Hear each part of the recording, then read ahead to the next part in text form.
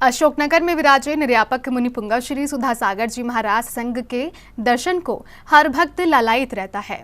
गुरु भक्ति की ये भावना दो सैनिकों को भी मुनिवर के प्रांगण में खींच ले आई और इस क्रम में ही सैनिकों ने मुनिवर के सामने अपनी जिज्ञासाएं रखी हैं।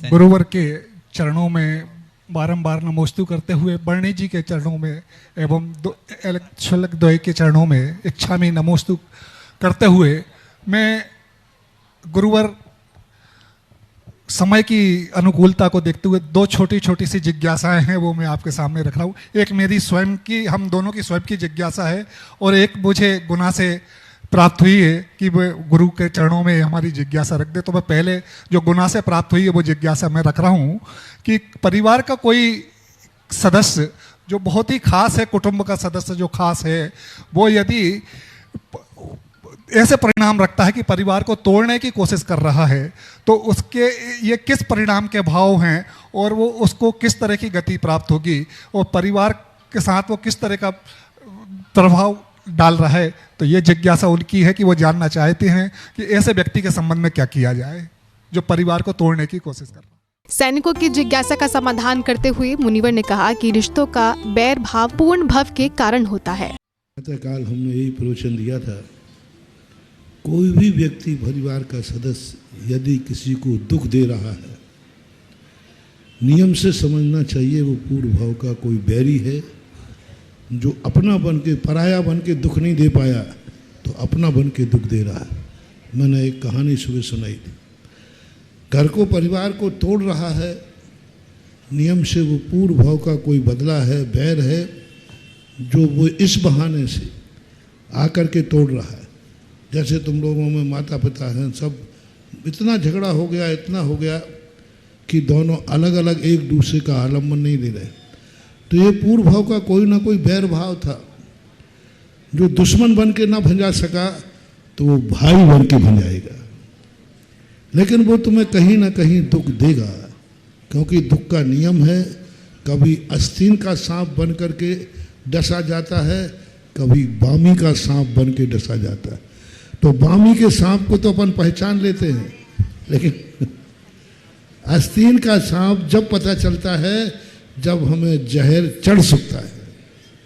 तो ये जितने भी हैं कारण हमारे आगम शास्त्रों के अनुसार पूर्व भाव से लिखी हुई कहानी से चलते हैं जो बैर के रूप में परिवर्तित हो जाती है। राग तो बहाना रहता है। इसके आगे सैनिकों ने नौकरी के दायित्वों के साथ धर्म की अनुकूलता का पालन ना कर पाने पर आने वाले विकल्पों के बारे में पूछा। मेरी स्वयं की और हमारी छोटी सी जिज्ञासा है कि गुरुवर जैन धर्म हमें सिखाता है कि वाणी में सरसता हो, हृदय में कोमलता हो और किसी के प्रति ऐसे परिणाम ना हो कि हमारे भाव खराब। पर हमारा सेवा पथ इसके विपरीत है। कभी कभी हमें क्रोध भी करना पड़ता है, कभी कभी हमें अपनी वाणी की भी सरसतक हो जाती है, साथ ही हमारे भाव भी थोड़े से वैसे हो जाते हैं। और अभी आपके साथ में सेवा के भाव में भी हमें कभी कभी श्रावक बंधुओं को, श्राविका बंधुओं को भी जोर से बोलना पड़ जाता है। तो इस कारण हमारे को इसका क्या परिणाम प्राप्त होगा और हम किस तरह से इसकी उत्तम क्षमा के साथ में सभी श्रावक श्राविकाओं के साथ चल। मुनिवर ने बड़ी ही सहजता से सैनिकों की इस जिज्ञासा का भी समाधान किया। शास्त्रों में शरणिक पुराण में लिखा है कि राजा शरणिक ने पूर्व भाव में एक जीव को दुख दिया था और उस जीव के अंदर ऐसा परिणाम हुआ कि इसने मुझे दुख दिया, मैं इसको दुख दूंगा, कैसे दे सकता हूं। तो वह उसी के यहाँ बेटा हुआ कुणिक और बेटा बन करके पिताजी को जेल में डाल दिया। पिताजी को, शरणिक को जेल में डाल दिया। कोई कारण नहीं था, कोई राग द्वेष नहीं थे, बस ये भाव हो रहा का पूर्व भाव का उसको भाव था कि मैं पिता को दुख दूंगा, इस जीव ने मुझे दिया है। तो बेटा बना कुणिक और राजा शरणिक को जेल दिया। ऐसे कई उदाहरण ऐसे आते हैं। रही बात आपका मैंने इतिहास सुन करके हुआ कि ये हमेशा ऑफिस में ड्यूटी पसंद करते हैं। दुनिया के पुलिस वाले तो थाना मांगते हैं, कि हमें थाना मिलना चाहिए, और ये मांगते हैं ऑफिस, क्योंकि थाने में दबाव में, प्रभाव में, सोर्स में, फोर्स में लेना देना बहुत ज़्यादा होता है।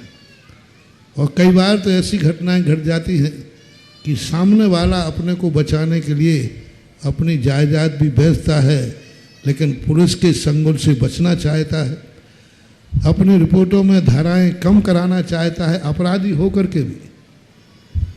तो इनके लिए ये सब चीज़ पसंद नहीं थी। पहला पुलिसमैन जिन्होंने अपने ऑफिसर से कहा मुझे थाने मत भेजो, मुझे ऑफिस में ही रखो, यहाँ कोई बेईमानी नहीं करना। यही नेचर आप लोगों का। लेकिन पुलिस वालों को यदि शक्ति नहीं हो तो फिर तुम कैसे करोगे? तुम्हारी कड़कता, तुम्हारी जो व्यवस्थाएं हैं, वह व्यवस्थाएं, तुम्हारा जो डंडा है, यह हमारी पीछी से कम नहीं है। हाँ, क्योंकि कुछ लोग पीछी से नहीं मानते। हम पीछी लगा करके सुधारते हैं, तुम डंडे से सुधारते हो। लक्ष्य दोनों का एक ही है। सैनिक महावीर स्वामी ने, हम साधु लोग चाहते कि हिंसा ना हो, तो आपका पुलिस भी रात में गश्त इसलिए देते हैं कोई हिंसा ना हो, कोई झूठ ना बोले। हम धर्म के नाम पर कहते, तुम वैसे कहते हो। कोई चोरी ना करे, हम धर्म के नाम पे कहते हैं, तुम पहरेदारी पे कहते हो। कोई चोर नहीं आ जाए।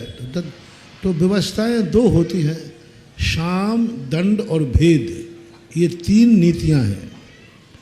साम्य नीति जो है साधुओं के पास होती है, दंड नीति जो है प्रशासन के पास होती है, और भेद नीति शासन के पास होती है। ये तीन नीतियों से दुनिया चलती है। साधु संत साम्य नीति को अपनाते हैं, समझाते हैं बड़े, लेकिन दंड नीति जो है प्रशासन, आपका विभाग, पुलिस, इसको कहा तुम साम्य नीति से नहीं चलना। पुलिस विभाग यदि साम्य नीति से चल जाएगा तो दुनिया सुधरेगी नहीं। पुलिस प्रशासन को दंड नीति दी है शास्त्रों ने। चाणक्य ने भी लिखा, सोमदेव ने भी लिखा कि साधु संत सज्जन हैं, वे जगत में साम्य नीति का उपयोग करके जगत को सुधारें। और प्रशासन के लिए कहा है तुम्हें दंड नीति दी जाती है। तुम दंडे के बल पर, दंड नीति के माध्यम से दुनिया को रास्ते पे लाओ। और दुनिया के व्यक्ति साम्य नीति से रास्ते पे कम आते हैं, दंड नीति से ज़्यादा आते। दंड के भय से बहुत सारे लोग अपराध करना चाहते हैं, तो किस लिए नहीं कर रहे? जब आपको झगड़ा होता है तो लगता है इसको निपटा दूँ, निपटाए क्यों नहीं? और मुराद जी वो फिर 302 धारा। अब कानून के डर ने आपके क्रोध को क्या कर दिया? कम कर दिया। तो दंड नीति जरूरी है। और राजा के लिए कहा दंड नीति नहीं, भेद नीति, कूटनीति, राजनीति। इस ढंग से कूटनीति और राजनीति करो कि सामने वाला उसमें फंस करके गलत रास्ते को छोड़कर अपने आप सही रास्ते पे आ जाए। तो ये तीनों नीतियां हैं। इसलिए बस जी, आप दोनों के लिए दंड नीति सही है। आपकी दंड नीति नहीं होती ना, तो हम वहाँ से यहाँ तक बिहार करके आना मुश्किल हो जाता है। मुनिवर से अपनी जिज्ञासाओं का समाधान पाकर दोनों सैनिक प्रसन्नचित हुए और गुरु को नमन किया। जैन फोकस के लिए अशोकनगर, मध्य प्रदेश से ब्यूरो रिपोर्ट।